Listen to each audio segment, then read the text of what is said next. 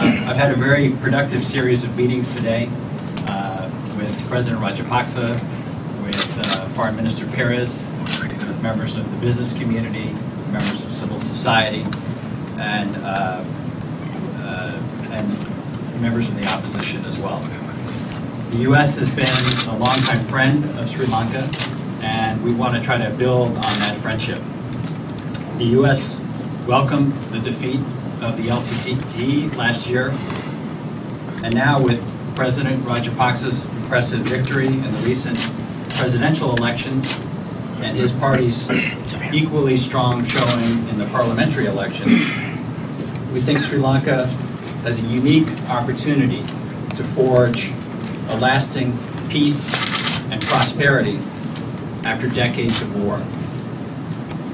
Achieving reconciliation will be a key element in peace. One part of achieving reconciliation will be to finish resettling all internally displaced persons as soon as possible.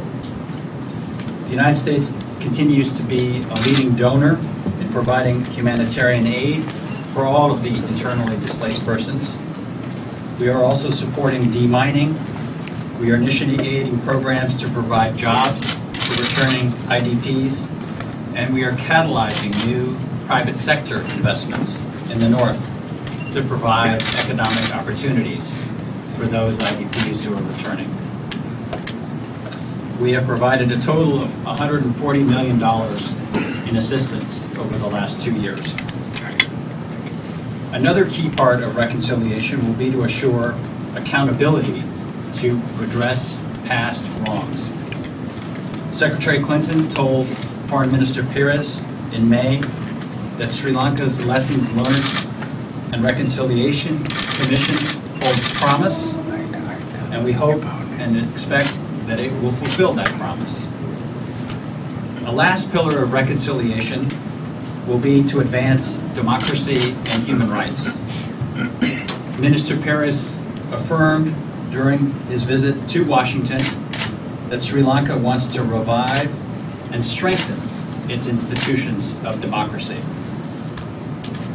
Progress in implementing greater power sharing with the provinces, implementing the 17th Amendment to empower independent commissions such as the Human Rights, Police, and Bribery Commissions, and efforts to safeguard media freedom will all be important steps in ensuring a future of hope, peace, and prosperity for all Sri Lankans.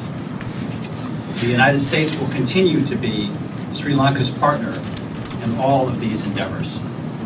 Well, let me say first of all that I was pleased to see that the UN Resident Representative Neo Vinay has returned to Sri Lanka, and I think that that bodes well for both sides to try to reduce the tensions that resulted as a result of the crisis that you mentioned.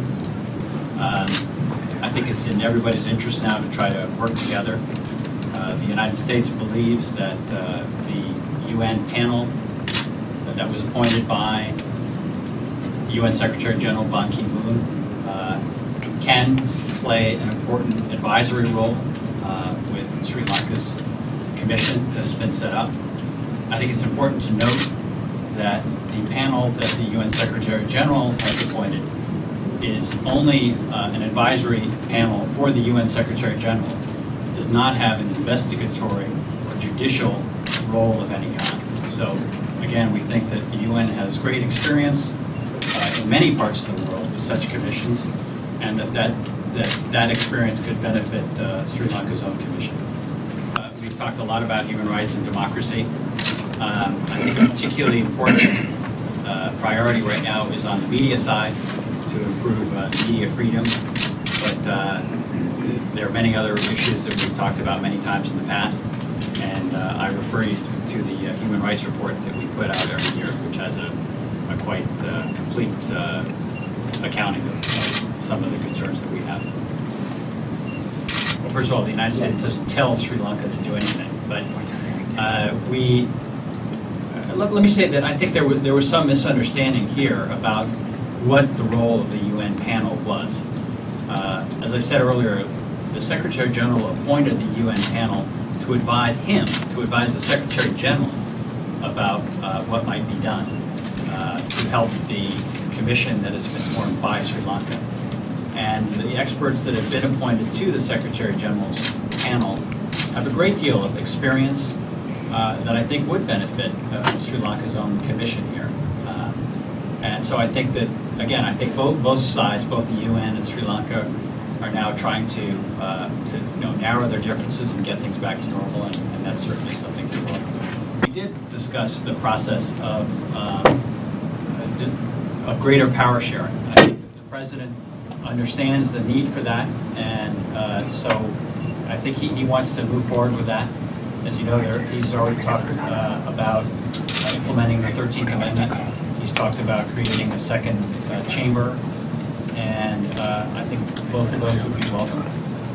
And I encourage the President and Foreign Minister Pires to work closely with the representatives of the Tamil people in particular, because it's important that there be a good dialogue in that respect, and that there be a meeting of the minds about what would constitute effective devolution of power. I think that there still needs to be steps to do more to encourage greater reconciliation, greater democracy, and again, if those steps are taken, Sri Lanka really has a unique opportunity to reestablish hope and opportunity for all of the people of Sri Lanka. So the United States very much wants to work with our friends in the Sri Lankan government and with all Sri Lankans to help achieve that objective. I think it's important to make a distinction between the U.S. GSP process and that has been undertaken by the EU. Ours is a much narrower process. In the United States, anybody can bring a petition to ask that we review